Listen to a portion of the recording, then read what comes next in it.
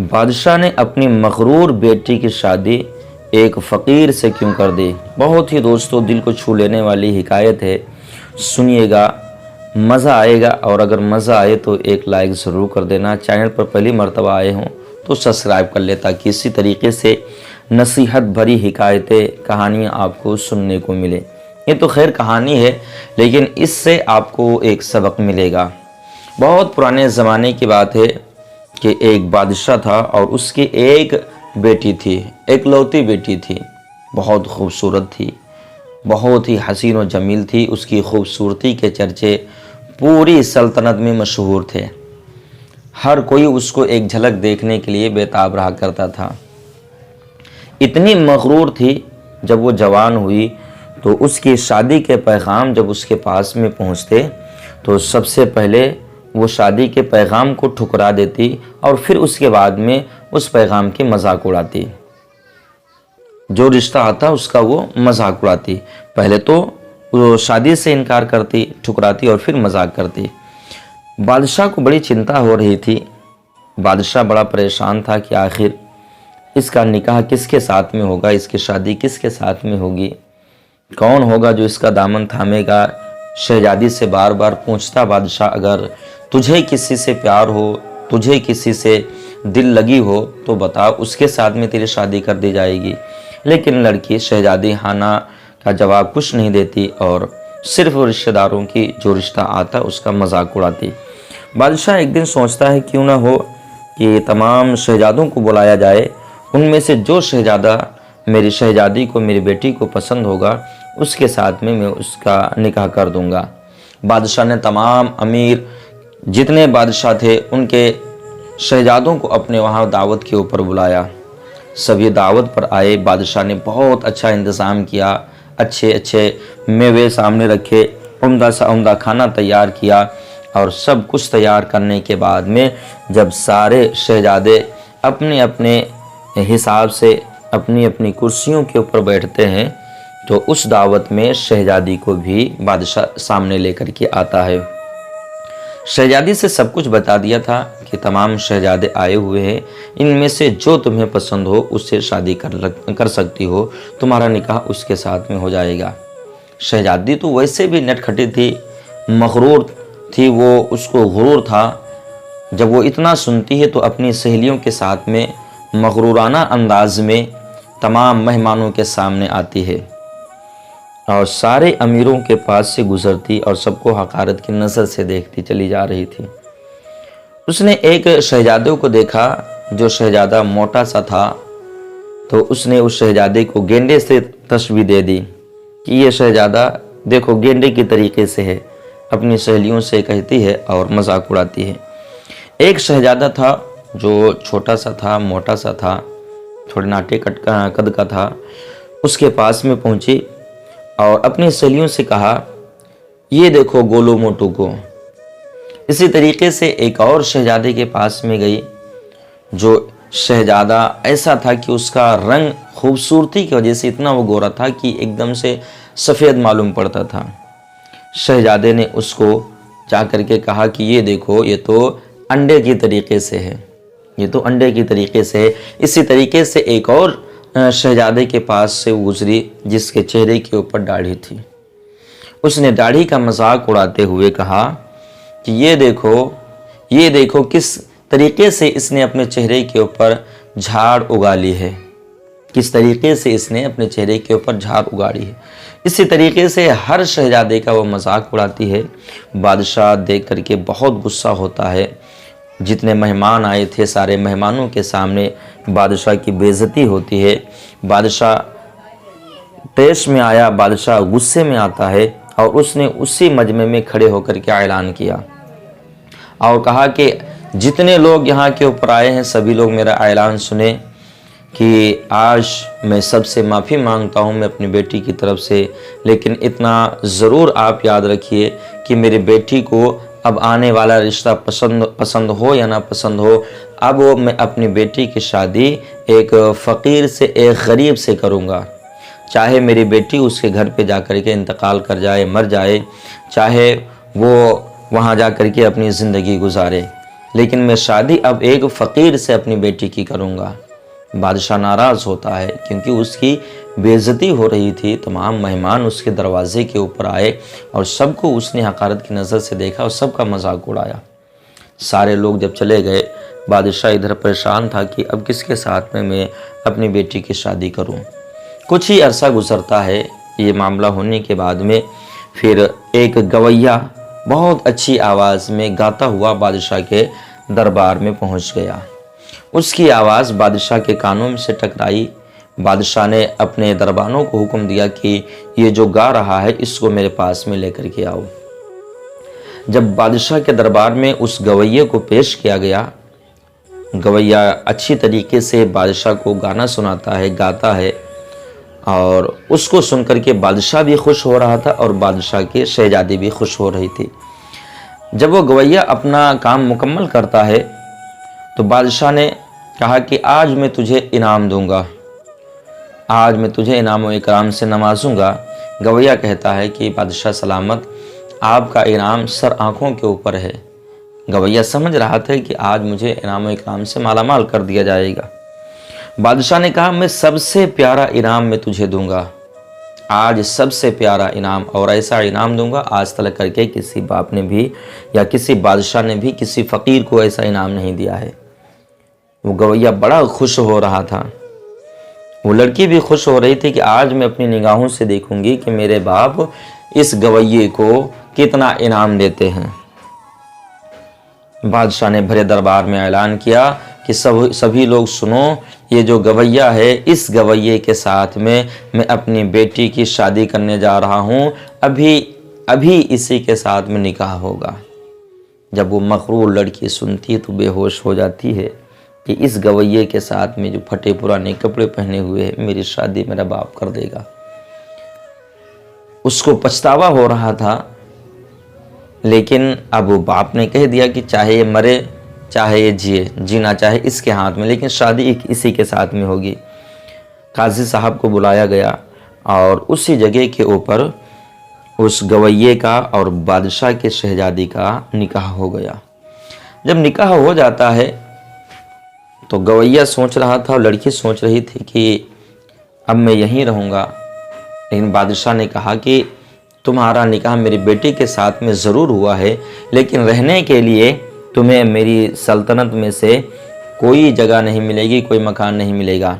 मेरी बेटी को अपने घर लेकर के जाओ, जहाँ रहो वहाँ रखो, जो खाओ वही खिलाओ, बस इसको ले जाओ यहाँ से।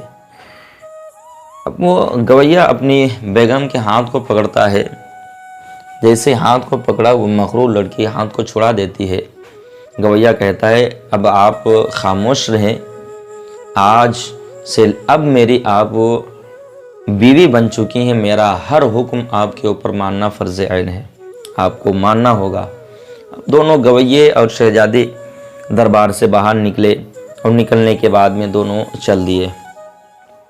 चलते चलते एक खूबसूरत बाग से गुजरे जिसमें रंग बिरंग के फूल लगे हुए थे। बहुत ही खूबसूरत वो बाग लग रहा था, जिसके अंदर चहलकदमी करने से मज़ा आ रहा था, सुकून मिल रहा था। तो शहजादी ने पूछा, ये बाग किसका है? अच्छा, ये खबर हर जगह फैल चुकी थी कि शहजादी ने सारे शहजादों का मजाक उड़ाया है। जब कहा कि ये बाग किसका है तो उस गवैये ने कहा, ये बाग उस शहजादे का है जिसके चेहरे के ऊपर दाढ़ी थी। तुमने उसका मजाक उड़ाया, उसके रिश्ते को ठुकराया। आज अगर तुमने उससे निकाह कर लिया होता तो ये बाग तुम्हारा होता, इसके मालिक तुम होती। उसे बड़ा अफसोस होता है, सोचते काश मैंने मजाक ना उड़ाया होता और निकाह कर लिया होता तो इस गवैये के साथ में मेरा निकाह ना होता। गवैया कहता है कि अब पछताने से कुछ नहीं होता है, चलो। फिर दोनों चल रहे हैं। चलते चलते एक खूबसूरत शहर से गुजरते हैं। इतना खूबसूरत शहर था कि उस शहर के अंदर हर इंसान खुशहाली के साथ में चहलकदमी कर रहा था। उसकी खूबसूरती लायक तारीफ़ थी। उस शहजादी से रहा ना गया और अपने खाविंद से, अपने शोहर से कहा ये शहर किसकी मिल्कियत में आता है, यहाँ का बादशाह कौन है? तो उसने कहा यहाँ का बादशाह वही दाढ़ी वाला है जिसका तुमने मजाक उड़ाया था, जिसका तुमने रिश्ता ठुकराया था। अगर तुमने रिश्ता कर लिया होता, अगर तुमने उसका मजाक ना उड़ाया होता तो वो बाग भी तुम्हारा होता और ये शहर भी तुम्हारा होता। वो लड़की बड़ी सहम गई, सोच रही थी काश मैंने ये सब कुछ ना किया होता, मैंने बहुत गलत किया, मैंने खुद अपने पैरों के ऊपर कुल्हाड़ी मार ली है, मैंने खुद वो रिश्ता ठुकरा करके बहुत गलत किया है। अब दोनों आगे चल रहे थे, चलते चलते फिर उन्हें एक खूबसूरत सी जगह पहाड़ों में मिली। कहा ये किसका है? फिर वही जवाब मिला, ये उसी दाढ़ी वाले के जो बादशाहत है उसमें ये जगह आती है, ये सब कुछ तुम्हारा होता, बाग भी तुम्हारा होता, ये शहर भी तुम्हारा होता, ये पहाड़ भी तुम्हारा होता, झरना भी यहाँ का तुम्हारा होता, तुम यहाँ की रानी होती, तुमने खुद गलत किया है, अब तुम मेरे साथ में चलो। चलते चलते एक झोपड़ी पड़ी। वो शहजादी समझ रही थी कि गरीब मेरा शोहर है लेकिन कुछ तो घर बना होगा, लेकिन जब झोपड़ी सा घर देखा, कहा इसमें रहना है सबको, मुझे भी और तुम्हें भी, मैं इसी में रहता हूँ। वो मखरूर शहजादी पहले तो इधर उधर की बातें बनाती है, खरी खोटी सुनाती है, लेकिन वो गवैया कहता है खामोश रहो, ये अब हमारा घर है, इसमें हमें तुम्हें रहना है। दोनों लोग उसमें रहना शुरू कर देते हैं, लेकिन उसका मखरूरपन अभी ख़त्म नहीं हो रहा था, वो अभी सुधरी नहीं थी। कुछ दिन गुजरते हैं, उसके बाद में जो गवैये ने पैसे गा गा करके इधर उधर से इकट्ठा किए थे वो सारे पैसे ख़त्म हो गए। जब सारे पैसे ख़त्म हो गए तो उसने कहा कि ऐसा कीजिए कि अभी तलक करके मैंने कमाया और आपने खाया, हम दोनों ने खाया है, अब बारी तुम्हारी है, तुम काम करके लाओगी, जो पैसा मिलेगा उससे मैं भी खाऊंगा, तुम भी खाओगी, अगर नहीं लेकर के आओगी तुम भूखे मरोगी, मैं भी भूखे मरूंगा। एक दिन गुजरा, वो मखरूर थी, कहने लगी मैं कमाने के लिए जाऊं, मैं अपने बाप की इकलौती बेटी हूँ, मेरे पास में इतनी दौलत और मेरे पास में इतनी जो पैसे थे। तो उसने कहा कि थे, अब नहीं है, अब नहीं, देखा नहीं किस तरीके से तुम्हारे बाप ने अपनी सल्तनत से निकाल दिया, रहने के लिए एक मकान भी नहीं दिया, अगर चाहते तो वो अपने पास में रख सकते थे, अब तुम कमा करके लाओगी, मैं बैठूंगा घर। एक दो दिन गुजरे, जब भूख से वो निढाल होने लगी तो काम काज की तलाश में वो घर से निकली, लेकिन उसे काम ना मिला।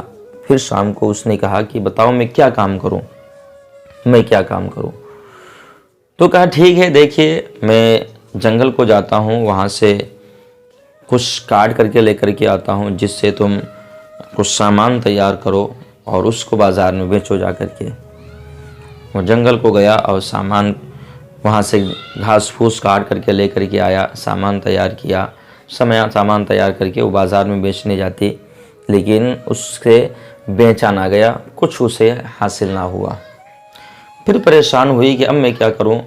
तो उसने कहा ठीक है, मैं तुम्हें मिट्टी खोद करके देता हूं, इससे तुम मिट्टी के बर्तन बनाओ, मिट्टी के बर्तन बना करके बाज़ार में जा करके बेचो, फिर उससे जो पैसे मिलेंगे उससे तुम भी अपना खर्च चलाना, मैं भी अपना खर्च चलाऊँगा। मिट्टी को तैयार किया गया, उस लड़की ने, शहजादी ने मिट्टी से बर्तन तैयार किए, खूबसूरत से बर्तन बनाए और उनको ले जा कर के बाज़ार के बीच में रख दिया और बेचना शुरू कर दिया। खूबसूरत औरत अगर कोई सामान बेच रही हो तो बिकता बहुत जल्दी है, बहुत जल्दी बिकता। मिनटों में वो सामान बिक गया, ग्राहक की लाइन लग गई, बिक गया सामान, पैसे लेकर के घर आई, बड़ी खुश थी कि आज मैं पैसे कमा करके लेकर के आई हूँ। कुछ दिन इसी तरीके से गुजरते हैं कि बर्तन को वो बनाती, बाज़ार में ले करके जाती, बेचती, जो पैसे मिलते उससे वो खर्च चलाती। एक दिन वो बर्तन अपने लगाए बैठी बेच रही थी, इतने में एक बादशाह का सिपाही आया और उसने देखा कि ये बीच रास्ते में अपनी दुकान लगाए हुए है। उसने ठोकर मारी, सारे बर्तनों को तोड़ दिया और कहा तुम्हें शर्म नहीं आती है, ये कोई लगाने की जगह, आइंदा अगर तुम्हें यहाँ पे मैंने दुकान लगाते हुए देख लिया तो इतना याद रखना कि तुम्हें भी सज़ा दी जाएगी, तुम्हारे सारे बर्तनों को तोड़ दिया गया अभी और फिर भी तोड़ दिया जाएगा। वो बहुत परेशान हुई, घर पहुंची और सारा माजरा, सारी बात अपने शोहर से कह सुनाया। तो उस गवैये ने कहा, तुम गलत करती हो, तुम्हें ऐसे जगह के ऊपर दुकान लगाना ही नहीं चाहिए था, तुमने गलत दुकान लगाया है। अगर तुम दुकान वहाँ पे ना लगाती तो वो सिपाही तुम्हारी दुकान ना तोड़ता। अब ऐसा करो कि मैं तुम्हारे लिए एक काम ढूंढ करके आता हूँ, बादशाह यहाँ का जो है उसके वहाँ कोई काम तलाश करके आता हूँ। गया और काम तलाश करके लाया और कहा कि देखिए, बादशाह के किचन में जगह मिली है, अगर तुम चाहो तो उसमें काम कर सकती हो, जो खाना मिलेगा वहाँ से हम खाना खाएंगे, अपना पेट पालेंगे। मजबूर थी, कहा ठीक है। बादशाह के किचन में वो काम करना शुरू कर देती है और उसके कपड़े भी बहुत गंदे हो चुके थे, बहुत परेशान हो चुकी थी। वो अब अपने शौहर की खिदमत भी करने लगी थी, अपने माँ बाप को खूब याद कर रही थी। जो उसने शहजादों के साथ में सलूक किया था, रिश्ता ठुकरा करके जो वो मजाक करती थी, वो सारी चीज़ों को याद कर करके वो परेशान होती है और माफ़ी मांगती रहती है और कहती रहती है, काश मैंने ये ना किया होता, काश मैंने वो ना किया होता, मैंने बहुत लोगों का दिल दुखाया है। खूब दुआएं करती और खूब तौबा करती। जब वो गवैया समझ गया कि मेरी बीवी अब सुधर चुकी है, समझ चुकी है, तो उसको दिलासा देता, कहता ठीक है, इंशाल्लाह जल्दी सब सही हो जाएगा। अब वो शहजादी बादशाह के दरबार में काम करती, जा कर के वहाँ से जो खाना बचता वो खाना घर लेकर के आती, दोनों लोग खाते। एक दिन जब वो वहाँ काम करने के लिए गई, काम कर रही थी, तो उसने क्या देखा कि बादशाह के वहाँ किसी की शादी का इंतज़ाम हो रहा है, किसी की शादी का इंतज़ाम हो रहा है। उम्दा उम्दा खाने तैयार किए जा रहे हैं, मेहमानों को बुलाया जा रहा है। उसने झांक करके देखा तो कहा कि ज़रूर यहाँ किसी शहजादी या शहजादे की शादी होने वाली है। उसने खाना तैयार किया और खाना लेकर के वो मेहमानों के लिए निकली। जब खाना लेकर के वो निकली तो जैसे ही बाहर आई तो उसके सामने वही दाढ़ी वाला शहजादा आ गया। जब दाढ़ी वाला शहजादा आया, उसको देख करके वो अपने चेहरे को छुपा लेती है और छुप करके उससे निकलना चाहती है। तो उसने उस शहजादी का हाथ पकड़ा और जैसे हाथ पकड़ा तो झींटे में उसके हाथ से बर्तन गिरा तो खाना पूरे फर्श के ऊपर फैल गया। सारे लोगों की नज़रें उस शहजादी की तरफ और शहजादे की तरफ थी।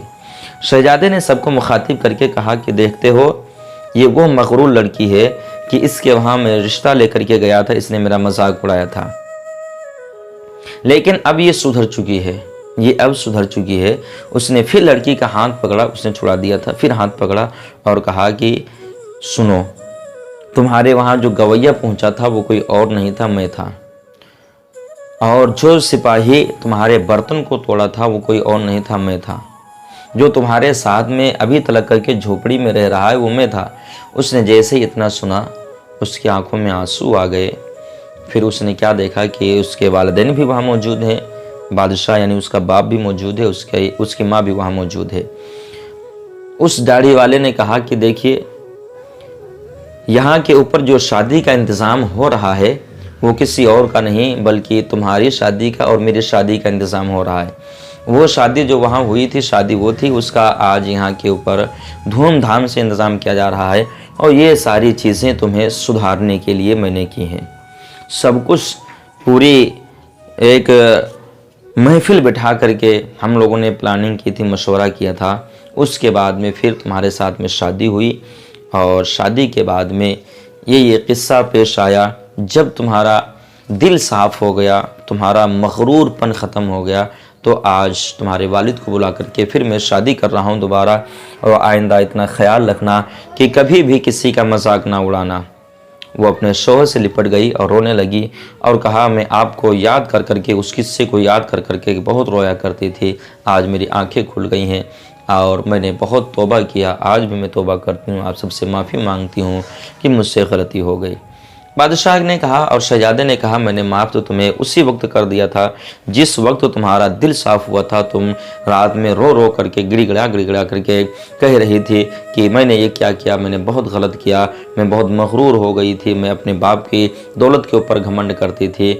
आज मुझे जान मिला है कि असल में बाप की कमाई मेरे लिए नहीं होती है, किसी लड़की के लिए नहीं होती है, उसके शोहर की कमाई के ऊपर उसका हक हुआ करता है और सारी चीज़ें उसके शोहर की वजह से होती हैं, सारी बहारें उसके शोहर की वजह से होती हैं। आखिरकार उन दोनों की फिर से शादी हुई। हंसी खुशी के साथ में सभी लोग रहना शुरू कर देते हैं। वो शहजादी जो मैली कुचैली लग रही थी उसको उसके सहेलियों ने कनीज़ों ने अच्छी तरीके से नहलाया, खुशबू लगाई, अच्छी खुशबू लगाने के बाद अच्छे कपड़े पहनाए और फिर निकाह होता। वही जो पहले बदसूरत सी लगने लगी थी, निढाल सी हो गई थी, अब वो एक चांद का टुकड़ा सा लगने लगी है। तो दोस्तों ये हिकायत थी। आप बताइए कि आपने इस हिकायत से क्या सीखा है। किसी को भी अपने ऊपर गुरूर नहीं करना चाहिए, अपनी दौलत के ऊपर, ना ही अपने हुस्न के ऊपर, ना ही अपनी ताकत के ऊपर, किसी चीज़ के ऊपर। मगरूरी इंसान को कोई भी पसंद नहीं फरमाता है, अल्लाह रब्बुल इज़्ज़त भी पसंद नहीं फरमाता है, रसूल भी पसंद नहीं फरमाते हैं और दुनिया पर भी लोग उसकी बेइज्जती ही किया करते हैं, चाहे उसके पीछे ही क्यों ना उसको बुरा भला कहें। तो इतना याद रखें, किसी को आप गिरी नज़र से ना देखें, मगरूर ना बने, दिल को आप अपने साफ़ रखें। जो आपसे गरीब हैं उनके ऊपर भी शफ़क़त करें, जो आपसे बड़े हैं उनसे मोहब्बत से पेश आएँ। इंशाअल्लाह रब्बुल इज़्ज़त आप सबकी नज़रों में प्यारे हो जाएंगे। दोस्तों ये बातें जो मैंने बताई है अगर आपको पसंद आई, अच्छी लगी है तो लाइक एक ज़रूर कर देना। चैनल पे पहले मर्तबा आए हैं तो सब्सक्राइब करें। मिलते हैं दोस्तों अगले वीडियो में किसी और एक हिकायत के साथ में, तब तक के लिए खुदा हाफिज़।